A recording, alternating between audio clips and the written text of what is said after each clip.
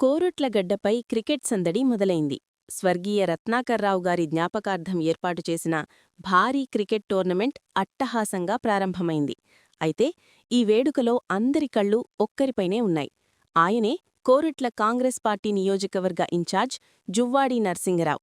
మంత్రి అడ్లూరి లక్ష్మణ్, జగిత్యాల ఎమ్మెల్యే సంజయ్తో కలిసి జువ్వాడి నర్సింగరావు ఈ టోర్నీని ప్రారంభించారు. క్రీడలంటే కేవలం ఆట మాత్రమే కాదు, అది యువత ఐక్యతకు నిదర్శనమని నిరూపించారు జువ్వాడి. కోరుట్ల నియోజకవర్గంలో యువతకు అండగా ఉంటూ క్రీడాకారులను ప్రోత్సహించడంలో ఆయన చూపిస్తున్న చొరవ ఇప్పుడు సోషల్ మీడియాలో హాట్ టాపిక్ అవుతోంది. మంత్రి, ఎమ్మెల్యేతో కలిసి జువ్వాడి నర్సింగరావు చేసిన సందడి గ్రౌండ్లో ఉన్న వేలాది మంది క్రీడాకారుల్లో కొత్త జోష్ నింపింది.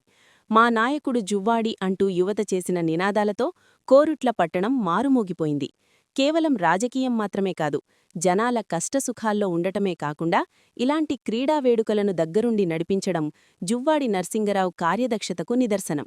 ఇలాంటి లేటెస్ట్ అప్డేట్స్ కోసం మన ఛానల్ని ఫాలో అవ్వండి.